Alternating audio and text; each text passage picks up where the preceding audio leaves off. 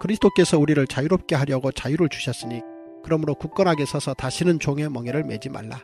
보라, 나 바울은 너희에게 말하노니 너희가 만일 할례를 받으면 그리스도께서 너희에게 아무 유익이 없으리라. 내가 할례를 받는 각 사람에게 다시 증언하노니 그는 율법 전체를 행할 의무를 가진 자라. 율법 안에서 의롭다함을 얻으려 하는 너희는 그리스도에게서 끊어지고 은혜에서 떨어진 자로다. 우리가 성령으로 믿음을 따라 의의 소망을 기다리노니 그리스도 예수 안에서는 할례나 무할례나 효력이 없으되 사랑으로서 역사하는 믿음뿐이니라. 너희가 다름질을 잘 하더니 누가 너희를 막아 진리를 순종하지 못하게 하더냐. 그 권면은 너희를 부르신 이에게서 난 것이 아니니라. 적은 누룩이 온 덩이에 퍼지느니라. 나는 너희가 아무 다른 마음을 품지 아니할 줄을 주 안에서 확신하노라. 그러나 너희를 요동하게 하는 자는 누구든지 심판을 받으리라. 형제들아, 내가 지금까지 할례를 전한다면 어찌하여 지금까지 박해를 받으리요? 그리하였으면 십자가의 걸림돌이 제거되었으리니 너희를 어지럽게 하는 자들은 스스로 베어버리기를 원하노라. 형제들아, 너희가 자유를 위하여 부르심을 입었으나 그러나 그 자유로 육체의 기회를 삼지 말고 오직 사랑으로 서로 종노릇하라. 온 율법은 내 이웃 사랑하기를 내 자신같이 하라 하신 한 말씀에서 이루어졌나니 만일 서로 물고 먹으면 피차 멸망할까 조심하라. 기도하겠습니다. 하나님, 우리가 갈라디아서 말씀을 계속 보고 있는데 하나님, 우리에게 또 갈라디아서를 주시는 이유가 무엇입니까? 하나님, 그것은 하나님께서 우리에게 좋은 것 주시려고, 우리 인생들에게 하나님이 원래 주고자 하셨던 그 좋은 것을 주시려고 하나님 그렇게 우리에게 말씀을 하셨는데, 하나님 아버지, 우리는 늘 하나님이 정말 우리에게 속박이 되고 정말 우리에게 정말 멍해가 되는 것들을 우리 스스로 선택하면서 우리가 무겁게 살아가는 것, 그리고 고통스럽게 살아가는 것을 늘 하나님 마음 아파하십니다. 하나님 아버지, 왜 우리가 어리석게도 자꾸 멍해로 돌아가는지, 왜 우리가 고통 가운데로 스스로 들어가는지 오늘도 이 아침에 그것을 알게 하여 주시고, 오늘 하나님께서 주시고자 하는 그 좋은 것들을 받아 누리는 우리가 될 수 있도록 주님께서 말씀으로 역사하여 주시옵소서. 하나님, 우리가 혼미하여 지금도 어깨에 메고 있는 이 무거운 짐들을 내려놓게 하여 주시고, 오직 주님께서 허락하여 주시는 좋은 것을 우리가 누릴 수 있도록 오늘 이 아침에 깨달음을 허락하여 주시옵소서. 믿사함에 살아계신 예수님 이름 받들어 기도드립니다. 아멘. 네, 오늘 말씀 그 1절 그리고 오늘 말씀 이제 후반부를 보면 사실 오늘 말씀의 주제가 명확히 나와 있습니다. 말씀은 오늘 굉장히 중요한 진술을 하는데, 그게 뭐냐면 원래 하나님이 사람을 만드실 때 그 사람에게 부여하신 인간의 가장 이상적인 상태가 있어요. 그 상태가 뭐냐라고 하면 자유로운 상태예요. 그런데 이 자유가 어떤 자유인지를 아는 게 대단히 중요한데요. 자, 물고기가 물이라는 경계 안에 살고 있죠. 물론 물고기는 그 물 밖을 뛰쳐나갈 자유가 있어요. 그런데 만약 물고기가 물 안에서 하나님이 너는 여기가 너의 경계다라고 말하는 물 안이 아니라 물 밖으로 뛰쳐나가는 그릇된 자유를 행사할 때, 여러분, 그 물고기가 물 밖에서 경험하는 게 뭐겠습니까? 사망이죠. 그래서 하나님이 모든 만물에게 정해주신 자유가 뭐냐면 경계 안에서 누리는 자유예요. 그런데 하나님은 절대로 악한 하나님이 아닙니다. 하나님은 정말 좋은 하나님인데, 그래서 하나님이 만물에게 자유의 경계를 그어주실 때, 이 안에서 자유를 누리라고 할 때 그것은 자유의 제한이 아니라 자유의 완성이에요. 예를 들어서 새의 영역은 하늘이죠. 그런데 여러분은 하늘을 나는 새가 부자유해 보이십니까? 하나님께서 그 새에게 그어주신 하늘이라는 경계가 부족해 보이십니까? 아니요. 그 넓은 하늘이요, 전부 다 새의 것이에요. 그래서 새가 평생을 날아도 아마 하나님이 허락하신 그 하늘을 다 누릴 수 없을지도 몰라요. 그런데 여러분, 새가 자기에게 주신 그 하늘을 넘어서서 땅까지 누리려고 해보세요. 물론 그럴 수 있는데 정말 새가 자기 몸통보다 큰 그 날개를 등에 얹고 그 얇은 다리로 힘겹게 땅을 걷는 새가 정말 땅에 와서 더 넓은 자유를 누립니까? 더 많은 자유를 누립니까? 여러분, 그건 자유가 아니고요, 그런 몸 상태로 땅까지 내려오면요, 여러분 그 새는요 1시간도 못 돼서 맹수에게 잡아먹히기 딱 좋아요. 그런데 새가 자기 영역인 하늘을 잘 날고 있으면 사자가 아무리 빠른 다리를 가지고 날카로운 이빨을 가지고 있어도 새의 깃털 하나 못 건드립니다. 그의 영역 안에 있기만 하면, 자기에게 허락된 영역 안에서 자유를 누리면 그 자유가 새에게 절대적인 안정과 평안함을 누리게 해주는 겁니다. 그런데 문제는 뭐냐면 우리 안에 타락한 아담의 욕망이 그대로 자리를 잡아버렸는데, 그 욕망이 뭐냐면 늘 우리는 경계를 넘고 싶은 욕망이 있어요. 그러니까 자유를 누리기는 하는데 그 자유가, 경계 안에서 누리는 자유가 재미가 없어지는 거예요. 늘 우리는 경계 밖을 나가는 판타지를 꿈꾸게 됐어요. 여러분, 그래서 사람이 어떤 쾌락을 느낄 때 언제 타락한 인간이 극강의 쾌락을 느끼는지 아십니까?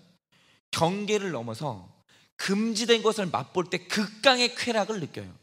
여러분, 왜 하나님이 10계명 안에 다른 사람의 아내를 탐하지 말라고 여러분 그 계명을 넣으신 이유가 뭐겠습니까? 이상한 게 뭐냐 하면, 사람은 합법적으로 누릴 수 있는 배우자를 주시잖아요. 그러면 그때부터 그 사람에게 권태감을 느껴요. 갑자기 재미가 없어져요. 이상하죠. 그런데 사람의 잃어버린 욕망을 느낄 때가 언제냐? 내게 허락되지 않은 다른 사람의 아내와 남편을 볼 때 내가 잃어버렸던 그 욕망이 생각이 나고 살아나기 시작해요. 여러분, 왜 하나님께서 다른 사람의 아내를 탐하는 걸 금했겠어요? 여러분, 사람이 다른 사람의 아내를 탐할 때 쾌락을 느끼거든요. 그리고 언제나 내게 주어진 사과보다 내게 허락되지 않은 남의 사과가 더 크고 맛있어 보여요. 여러분, 인간에게는 다 그렇게 누구나 자기에게 허락된 것이 아니라 경계 밖을 넘어서서 내게 허락되지 않은 것을 탐하고 싶은 욕망이 다 있어요. 다. 이상해요. 우리 교회보다 언제나 남의 교회가 더 좋아 보여요. 우리 교회 목사님보다 남의 교회 목사님이 더 좋아 보여요. 여러분, 그러십니까? 여러분, 그래서 제일 좋은 교회가 어떤 교회인지 아십니까? 자기 교회 목사가, 자기 교회 아내가, 자기 가정의 아내가 자기가 가진 것이 가장 좋아 보이고 가장 만족스러울 때가 인간은 가장 행복한 때예요. 그렇지 않을 때 사람은 늘 죄를 짓게 된다는 것입니다. 그러면 중요한 것은 이거죠. 사람이 자꾸 자기가 하나님께서 자기에게 주신 경계 안에서 자유를 누리는 게 아니라 자꾸 경계 밖으로 나아가서 그가 그 자유를, 그 그릇된 자유를 탐하려고 하고, 그러다가 사람이 멸망을 하는 건데, 그러면 하나님께서 우리에게 주신 사람을 경계 밖으로 나가지 않게 하는 그 축복된 그 상태를 누리게 하는 그 힘이 뭐냐라는 거예요. 제가 이거는 어저께 그 수요 예배 때 설명드린 내용인데, 이거 이제 다시 말씀을 드려야 될 것 같아요. 왜냐하면 이게 오늘 말씀이 말하는 주제거든요. 여러분, 그 하나님이 우리를 경계 밖으로 나가지 않게 하는 가장 강력한 힘이 뭐냐면 그게 바로 사랑인데, 여러분, 문제는 뭐냐면 이 사랑이 정말 어려운 이유가 있어요. 그게 뭐냐면 이건 법칙입니다. 법칙인데, 사랑의 법칙이 뭐냐? 사랑이란 언제나 사랑의 행위보다 사랑의 깨달음이 늘 늦어요. 훨씬 늦어요. 다시 말하면 사람이 사랑을 하잖아요. 그러면 내가 사랑을 줄 당시에는 그 사랑을 받는 상대방은 자기가 사랑받는다는 사실을 몰라요. 그래서 사랑을 하는 사람이 반드시 사랑을 할 때 각오해야 되는 게 하나 있어요. 그게 뭐냐면 절대로 사랑을 줄 때 보상받지 못해요. 왜요? 상대방이 내가 준 사랑을 깨닫기까지는 엄청난 시간이 걸리기 때문이에요. 제가 요즘 그 어머니를 생각하면서 울컥하는 게 있는데요. 그게 뭐냐면 저희 어머니는 몸이 굉장히 약한 분입니다. 그래서 반드시 그 쉬는 시간을 가지셔야 저희 어머니는 사실 수 있는 분인데, 이 교회를 저희 어머니가 개척을 하시고 나서 부목사 아내로 살 때는 그런 대로 어머니가 이제 자기 페이스를 지킬 수 있었어요. 그런데 교회를 개척하고 나니까 저희 어머니가 어쩔 수 없이 이제 사셨던 방식이 뭐냐면, 저녁을 먹어요. 그러면 이제 먹자마자 이제 아버지랑 둘이 이제 짐을 싸고 교회를 가시는 거예요. 그러면 이제 교회 겨울에는 저희 부모님 둘 다 하여튼 뭐 아끼는 게 국시라서 겨울 같은 때는 교회에서 기도한다고 철야 기도를 하세요. 하시고 난 다음에 난방도 안 되는 본당 장의자에서 덜덜덜 떨면서 주무시는 거예요. 여름도 마찬가지예요. 여름에도 냉방 안 하시죠. 절대로 안 하시죠. 밤에 이제 저녁 먹으면 교회 가가지고 철야 기도를 하면서 땀을 흘리고 뭐 모기 쫓아가면서 막 그렇게 주무시는 거예요. 장의자에서 불편하게. 그렇게 불편하게 주무시고 나서 몇 시간 후에 또 깨서 새벽 예배를 또 해요. 그리고 또 교회를 위해서 또 기도를 하시는 거예요. 그러면 이제 저희 어머니가 철야 기도를 하고 그 다음에 새벽 기도를 끝내면 이미 그 자체로 저희 어머니는 몸에 무리가 온 상태예요. 워낙 약하신 분인데 밤새도록 그렇게 시달리고 잠까지 못 주무시니까 저희 어머니는 굉장히 몸이 지친 상태예요. 그러면 저희 어머니가 집에 오시면 쉬시냐? 그럴 수가 없는 거예요. 그럼 집에 오면 또 뭘 해야 되냐면은, 집에 오면은 아들이 셋이나 있는 거예요. 그러면 이제 저희 어머니가 아침부터 아들 셋 밥을 해야 되는 거예요. 그런데 이 짧은 시간에 저희 어머니가 얼마나 전쟁 같은 시간을 보내야 되냐면, 세 아들이 아침에 먹을 밥을 해야 되잖아요. 그런데 저희 어머니가, 저희 그 형제들이 이제 고등학생일 때는 어머니가 이제 세 사람 도시락을 싸는 거예요. 그런데 문제는 뭐냐면 계속 이제 돈을 아껴야 되니까, 저희가 그때는 이제 야간 자율학습을 하니까 어머니가 돈을 아낀다고 아침에 저희가 먹을 밥에 더해서 점심에다가 저녁 도시락까지 쌌어요. 그러니까 매일 아침마다 도시락을 몇 개를 싸야 되냐면 6개의 도시락을 싸야 되는 거예요. 그 짧은 시간 안에. 그러니까 어머니가 정말 지친 몸으로 집에 오시는데, 그 피곤한 몸에 저희 어머니로서는 이 자식들 밥을 굶기지 않아야 된다는 그 생각 때문에 필사적으로 6개를 싸내는 거예요. 아침에. 그러면 그게 굉장히 힘든 일이거든요. 그러면 저희는 그렇게 싸주신 어머니 도시락을 보면서 정말 학교에 가서 이제 도시락을 열 때마다 어머니 사랑을 느끼면서 감사하다. 어떻게 우리 어머니가 우리한테 이렇게 하실까? 라고 하면서 먹는 게 아니라 열 때마다 불평이 일어나는 거예요.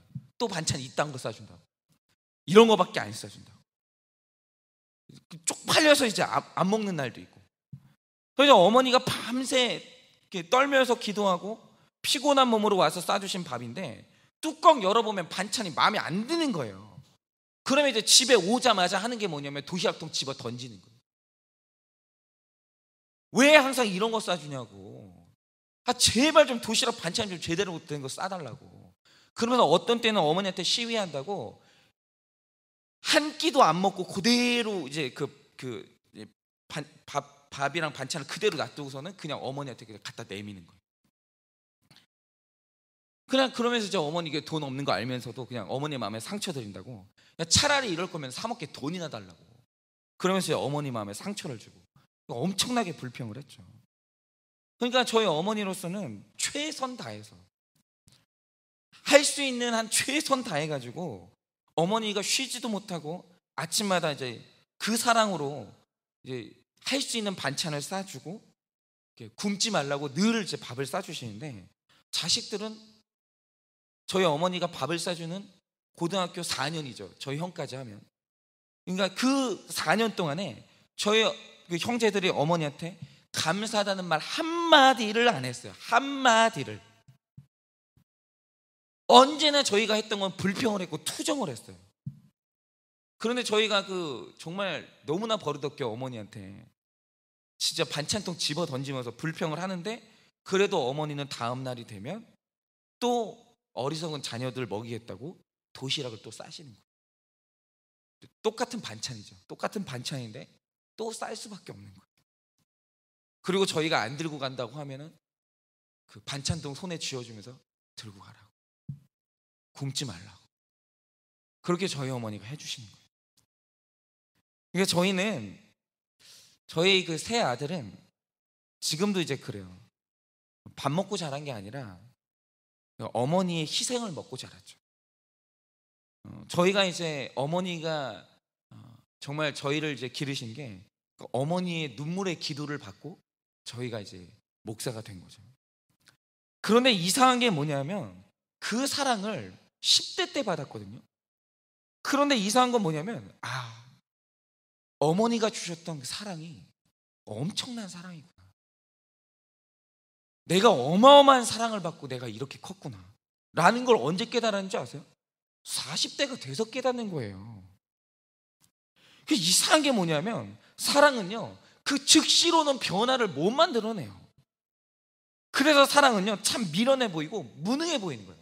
여러분, 우리가 잘 아는 성 어거스틴이, 여러분 그 사람이 성자가 되고 세계를 뛰어넘는 학자가 됐을 때, 여러분 그 어거스틴이 그렇게까지 자라났을 때 여러분 그에게 있었던 사랑이 누구냐면 어머니 모나카의 사랑이었었거든요. 어머니가 눈물로 사랑을 뿌려가지고 그 아들을 키웠는데, 여러분 중요한 사실은 뭐냐면 여러분 그 아들이요 어머니의 사랑을 받을 당시에는 그 사랑을 몰랐어요. 그게 이상한 거예요.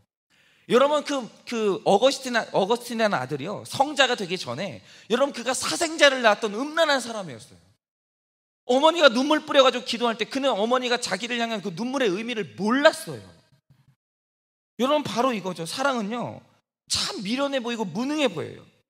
그런데 사랑의 이상한 법칙이 뭐냐면 사랑은 시한폭탄 같은 능력이 있는 거예요. 그래서 한 번 받은 사랑은, 어머니의 눈물의 기도는 어딜 가지 않아요. 여러분 그 사랑은요 어디 우리 마음 가운데 어디에 남아 있어요. 그러다가 언젠가 그게 깨달아지는 날이 오는데, 마침내 그 거대한 사랑이 깨달아지는 날 어떤 일이 일어나는지 아십니까? 그 사랑은 제 어머니가 새벽마다 저희를 위해 기도하고 아침마다 저희를 위해서 눈물로 밥을 지으면서 내 아들들이 살기 원했던 그 삶을 살게 만드는 거예요. 저희 어머니가 날마다 눈물로 기도했던 게 뭔지 아십니까? 하나님, 우리 새 아들들 하나님 뜻 안에서 살아가게 해달라. 하나님, 우리 아들들 정말 하나님 일을 하면서 하나님의 기쁨이 되는 삶을 살게 해달라고 날마다 새벽마다 눈물로 기도하고 눈물로 밥을 지면서 그 밥을 먹였어요. 그땐 몰랐죠. 그래서 여러분 그 밥을 먹을 그 당시에는 여러분 저희 마음대로 살았어요. 오히려 하나님 뜻을 거슬려서 교회 문 밖을 나가고 하나님을 떠나서 사는 게 우리 삶의 목표였고 꿈이었어요. 이상해요. 그런데 이상한 게 뭔지 아세요? 그 눈물의 사랑이 여기 남아있어요. 근데 그게 어느 날 깨달아지는 날이 와요. 근데 깨달아지는 날 그 폭발 같은 사랑 때문에 여러분 사람이 변화되기 시작하는데 무섭게 변화되기 시작하는 거예요. 여러분 지금요 저희는요 아무도 저희 보고 신앙생활 똑바로 하라고 말하는 사람이 없어요. 누구도 우리에게 매질하는 사람이 없어요. 여러분 지금요 저는요 마음만 먹으면 이 교회 문 밖을 뛰쳐나갈 수 있는 자유가 있어요. 저 그렇게 할 수 있습니다 오늘도. 그런데 저는 못 나가는 게 아니라 안 나가요. 왠지 아십니까? 내가 깨달은 어머니의 사랑을 생각하면 이제는 그럴 수가 없는 거예요. 그 사랑을 생각하면 여러분 저는 이제 더 이상 그렇게 살 수가 없는 거예요. 여러분 이게 뭔지 아십니까? 이게 바로 사랑의 힘이에요. 여러분 그래서 오직 복음만이 능력인 거예요. 왜냐하면 하나님이 나를 너무 사랑해서 나를 살리고자 자기 외아들을 십자가에 대신 죽였다는 이 복음 있죠. 이 복음, 지금 제가 여러분을 향한 하나님의 거대하고 불가사의한 이 엄청난 사랑을 말했는데, 여러분 이상한 게 뭐냐면 처음 이 사랑을 들을 때는 와닿지 않아요. 그런 날이 있어요. 이 엄청난 사실을 듣는데도 이게 충격이 안 되는 때가 있단 말이죠. 진짜 그랬나? 그런 일이 있었나? 이런 식으로 감성적으로는 나와 너무 먼 이야기처럼 들릴 때가 있어요. 그런데 사랑이 역사하는 믿음의 날, 이 말 다시 말하자면 그 사랑이 믿어지는 날, 이 거대한 사랑이 어느 날 정말 날 위한 사랑으로 믿어지는 날이 와요. 그 십자가가 정말 내 십자가가 되고 죽으신 예수님이 정말 날 위해 죽어주신 나의 예수님이 되고, 그 거대한 사랑이 믿어지는 폭발 같은 날이 온단 말이죠. 근데 그날 그 복음의 사랑은 핵폭탄 같은 위력을 발휘하면서 이제 그 사랑이 믿어지는 날에는 그 사람은요, 이제 죄를 물처럼 먹고 마시던 이전의 삶을 살으라고 풀어줘도 못 살아요. 그럴 수가 없어요. 물론 완전 무결해진다는 뜻은 아니에요. 넘어질 수 있어요. 반복해서 실수하기도 해요. 그런데 이전과는 다르게 그 죄가 너무 아파요. 여러분, 제가 어릴 때 어머니께서 그 피눈물 쏟아가면서 싸주신 도시락통을 제가 집어 던졌잖아요. 그런데 여러분, 제가 이제 그 사랑을 깨닫고 나서 그때 죄를 생각하면 제가 마음이 얼마나 아픈지 아십니까? 다시는 어머니한테 그럴 수는 없는 거예요. 제가 마찬가지예요. 여러분, 그 하나님의 사랑이 깨달아지는 날 내가 짓는 죄는 이전에 짓던 죄와 달라요. 너무 아파요. 너무 아파. 그래서 누가 말하지 않아도 내 스스로 자복하고 회개하고 돌아오게 되어 있어요. 그게 뭐냐? 그게 바로 사랑의 힘이에요.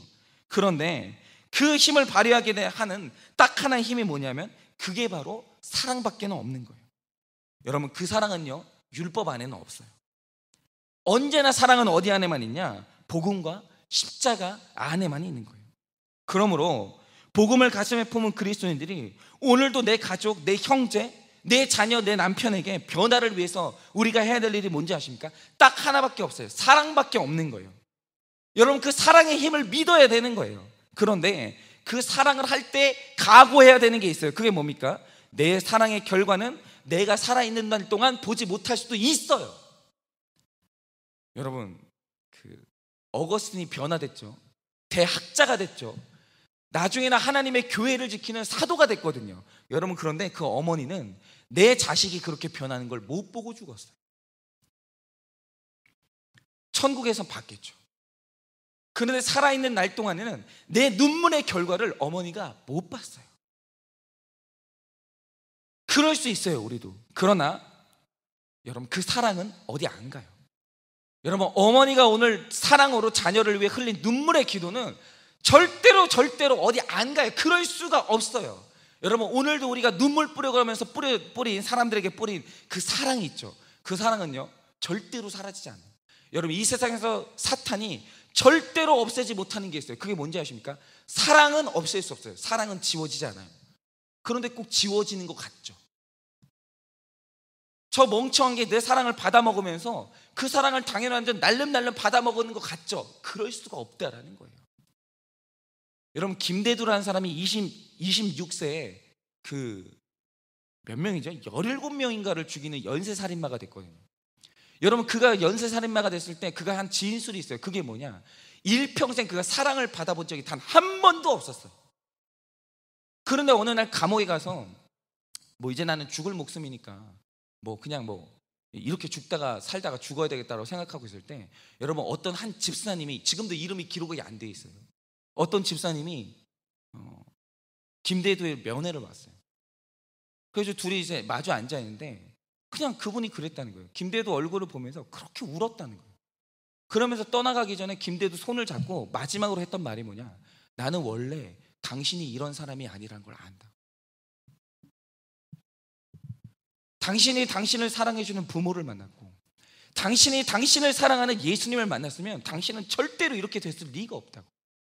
당신은 원래 이런 사람이 아니라.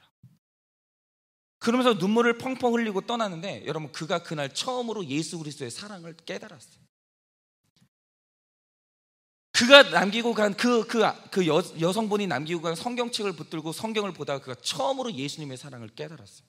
그리고 그가 마지막으로 사형당하던 날, 여러분, 그가 눈물을 펑펑 흘리면서 회개하고 천국에 대한 확신을 가지고 찬송하다가 그가 그렇게 죽었어요. 여러분, 오직 사랑밖에 없는 거예요.